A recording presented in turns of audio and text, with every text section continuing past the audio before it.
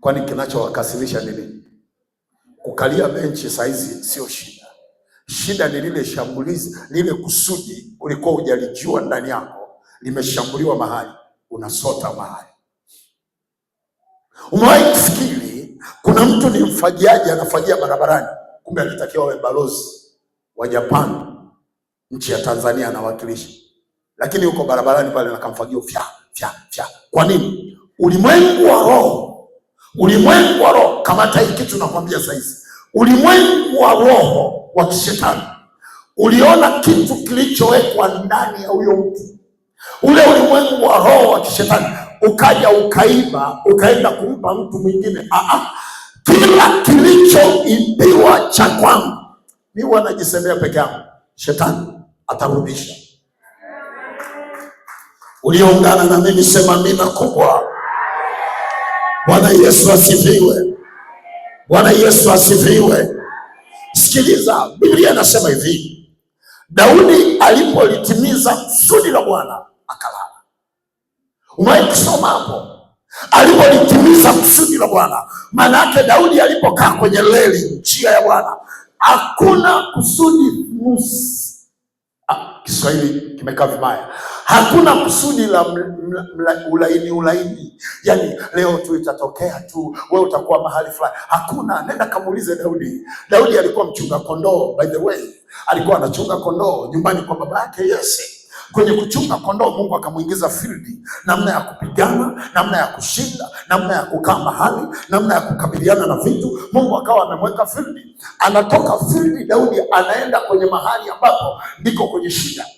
Anafika kambini, anakuta kuna mtu anaitwa Goliathi amenyanyuka pale, anasema maneno. Daudi akasema, tusikia yale maneno, usifikiri ni mepesi. Daudi alisema huyu jamaa huyu mimi naweza kupambana naye. Sio maneno ya mepesi. Yale ni maneno ya mtu aliyebeba kusudi. Mjanisikia. Nataka mnielewe. Bwana asifiwe. Yale maneno aliyoyatamka Daudi sio maneno ya mtu wa kawaida. Yaani huwezi ukanyanyuka. Yaani tuchukue Tanzania, kuna shughuli hapa. Tuchukue sasa hivi wanapigana Irani na wapi? Na Israeli. Unyanyuke tu useme nyie wa Israeli tulieni. Ni ujamaa, ni hawa na wachapa hawa na wamaliza. Lazima ndani kuwepo na kitu. Kile kitu ndio kitakachokusukuma kufanya kile kitu. Bwana asifiwe. Bwana Yesu asifiwe. Kumbe lile kusudi linalowekwa ndani linakupitisha mahali. Na mimi nataka nikwambie, usiogope hata hapa mahali ulipofikia. Usiogope leo huna malapa. Usiogope unakaa nyumba ya kupanga. Usiogope watu wanakusema. Usiogope huna kazi. Usiogope mahali ambapo unaishi. Usiogope vitu wanavyofanya.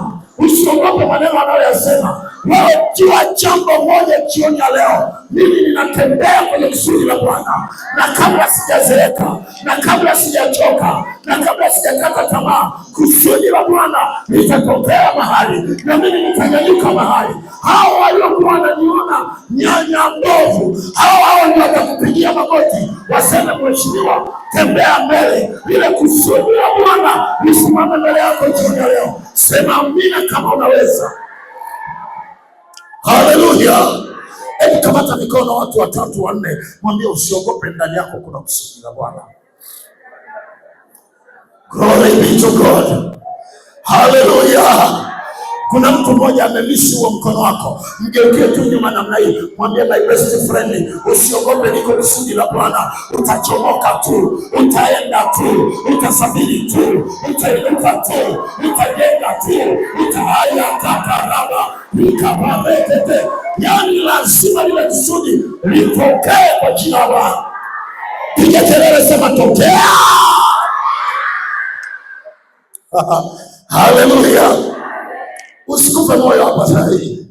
Yaani uko hapa unasema mimi sijui kitakuwaje. Daudi alisema neno zuri sana. Nalikuwa kijana na sasa ni mzee. Sijaona mwenye haki akiachwa mahali. Haleluya. Nalikuwa kijana na sasa hivi nani? Ni mzee. Sijaona mwenye haki akiachwa. Maana yake nini? Mungu ni wa all weather. Mwambie jirani yako all weather. Unajua ujue, sema tu nimesema. Bwana asifiwe. Haleluya. Mungu tuliye naye ni wa nyakati zote. Nyakati ya mvua yuko pamoja nasi, nyakati ya jua yuko pamoja nasi, nyakati ya kiangazi yuko pamoja nasi. Lile kusudi ambalo ameliweka ndani yako, I'm sure by the way in the power of God, wewe lazima utoboe mahali. Wakae kikao cha ukoo, wazungumze watakapozungumza, wachawi wakusanyike wote, wa Mpela, wa Ipalamwa, wa Dabaga, wa Ifrenda, wa Pomelini, wa wapi, waweke vikao vyao. Maadamu Bwana ameweka kusudi hapa, nitapenya kwa jina la Bwana. Sema haleluya. Lazima utoboe kwa jina la Bwana. Acha nikupe mifano michache ya watu ambao wamepita kwenye kusudi la Bwana. Jamani, mimi nakuwekea msingi tu, mafundisho yanaanza kesho, sawa? Sema ndio.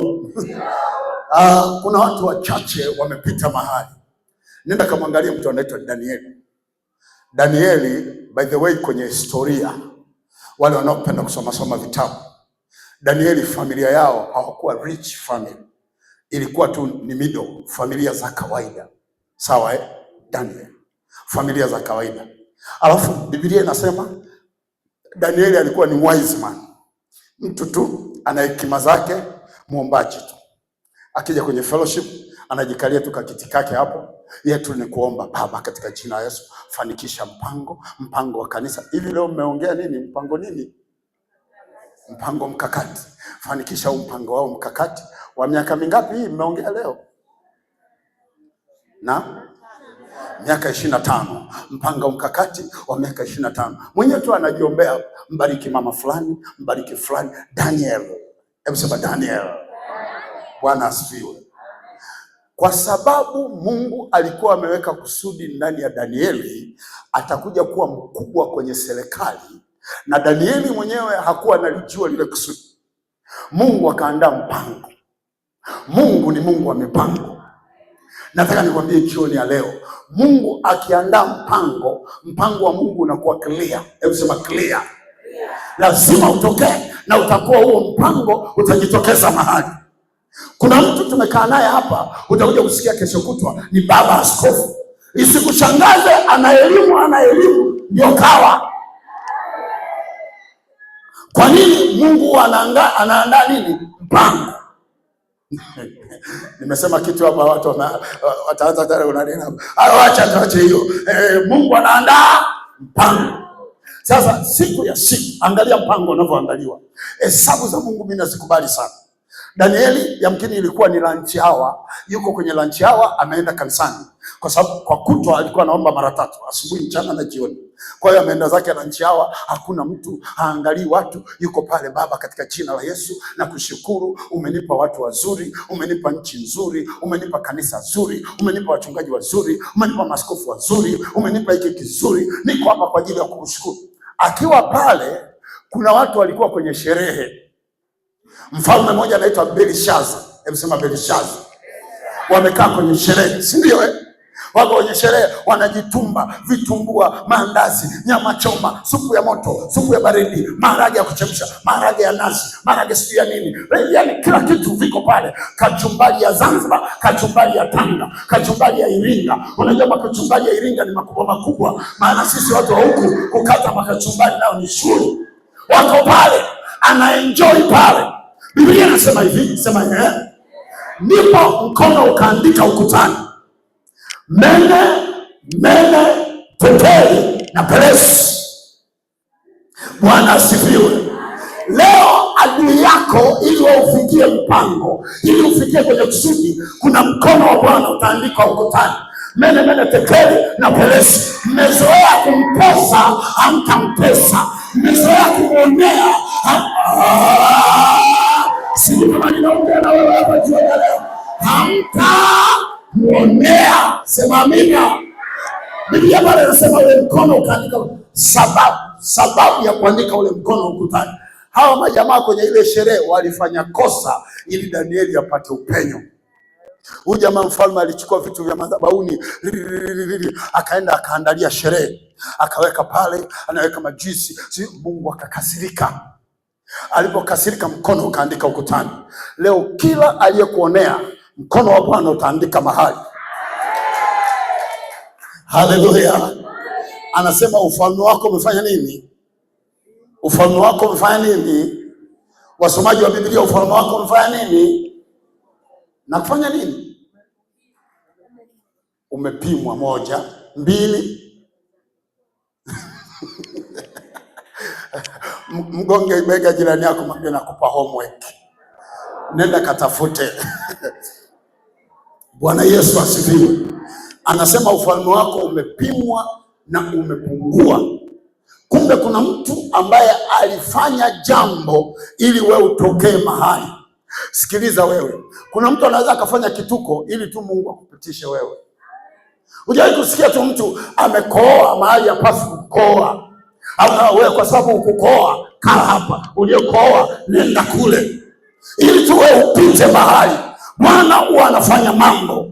Sema amen. Sema amen. Sema amen.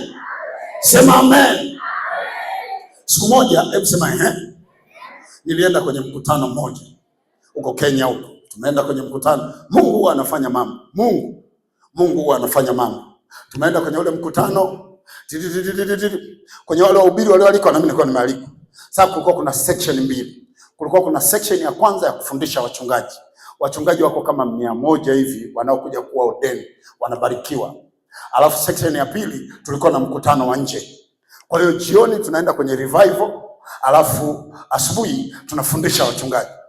Kwa hiyo walitoka walimu pale. Mimi nataka nikwambie, mimi najieleza mimi sio wewe, sawa mimi mwenyewe nilijitathmini. Bwana asifiwe.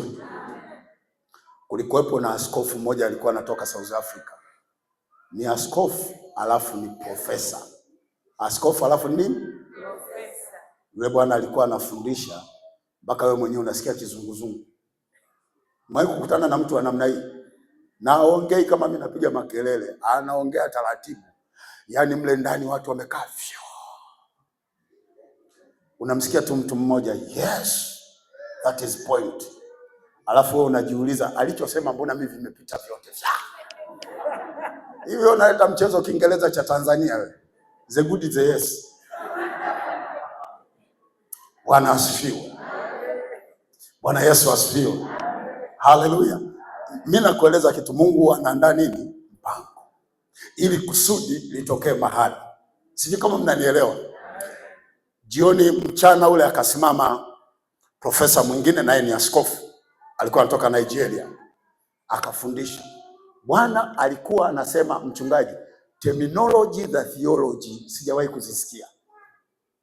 Yaani huku kwenye theology huku sijawahi kusikia tangu nizaliwe. Mimi haraka naenda kwenye dictionary na Google. Nikigoogle yeye ameshasema mambo mengine 10 kule. Kwa hiyo mimi nimebaki na tafsiri la moja, yeye ashasema 10. Narudi tena huku, nasema alisemaje? Wanasema wewe kafuatilie kwenye YouTube. Bwana asifiwe.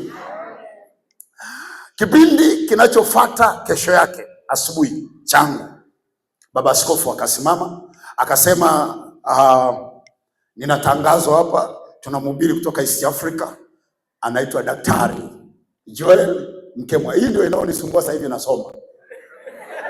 Nilishaitwa mwenzenu daktari. Kwa hiyo nakomaa sasa hizi ili iwe sio tu waliita, iwe ile ya kimaukweli iwe. Bwana asifiwe. Kwa hiyo ndio inanihangaisha sasa hivi, natafuta vyuo, nasoma nini na nini. Nimesoma sana. Huko kwenye kuhangaika na vyuo nimehangaika navyo.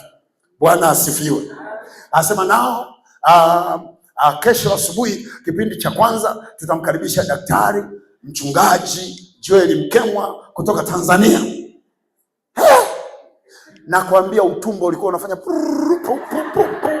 umewahi kukutana na hicho kitu Kumbe kuna mahali Mungu anataka kupitisha kitu. Mungu akidhamiria kupitisha kitu, haijalishi utumbo wako utakatika, lakini kile kitu lazima kipenye mahali. Aliyenisikia pokea hiyo neema. Haleluya. Bwana sema Sasa tukatoka pale. Tumemaliza. Hata revival nilienda mchungaji, sikuenda ule mkutano wa jioni. Nikasema leo mimi sio zamu yangu kuhubiri, kwa sababu vile nilitishiwa na majitu vile yalikuwa yanafundisha, alafu mtu liko smart kweli, yani linafundisha liko smart na haliogopi wala halitikisiki. Sasa vile yalikuwa yanafundisha, yani mimi humo ndani nikasema Mungu, mimi kinyangalika, natoka Iringa, huko nyumbani kwetu Ipalamu au kwa hata sijulikani, hapa nakuja kusema nini Mungu wangu mimi? Yani usiku kucha, umewahi kuhangaika usiku kucha? Usingizi umeondoka na utafuta usingizi haupo, pakulala hapalaliki. Yani naomba, unajua kuna maombi mengine unaamka unaanza kuomba, nakemea kabisa kesho wale maprofesa wasije ili wasisikie ninachoongea, nakemea kabisa, nafunga masikio yao, kesho nikienda kufundisha kila mmoja aseme amen. Mwahi kukutana na mahangaiko ya namna hiyo? Kumbe Mungu alikuwa na kusudi lake. Mimi nahangaika, Mungu alikuwa na kusudi anipitishe pale ili nikutane na mtu fulani. Mmenisikia? Mmenisikia? Mmenisikia? Bwana asifiwe. Kesho ikafika. Ilipofika kesho yake, hao tukaingia mle, wale wachungaji wanasifu. Unajua kufundisha wachungaji kazi wewe? Umejua kwanza wajuaji. Yaani wachungaji wote pale ni wajuaji. Ukisema neno wanajua, na anakosoa hapo hapo, na wengine wanakosoa huko akimwambia rafiki yake mdesi. Bwana asifiwe. Kwa tukaenda pale, tumepambana hapo nikaenda kesho yake, ikapigwa pale, nikasimama. Nimesimama, baba askofu akasema now you are welcome Daktari Joel Mkemwa from Tanzania. Nakwambia kama wangechana suruali hivyo ninavyotetemeka, miguu inafanya. Nikaja haraka nikaja nisimame ili nijishikilie, ili kwamba sasa hapa mimi nasema nini. Alafu sina noti hata moja ya kufundisha, sina. Nimeomba usiku, haipo. Nimemwambia Roho Mtakatifu nipe, hanipi. Mimi nimeenda pale kusimama karaka brush, nikasema Mungu, kitakachotoka mdomoni ndio chao. Biblia inasema msifikiri, fikiri. Mimi nili experience mahali pale, na leo Bwana alisimamisha kusudi lako lipenye mahali ambapo wengine hawezi kupita. Sema amen. Haleluya. Ngoja nimalizie kwa ushuhuda.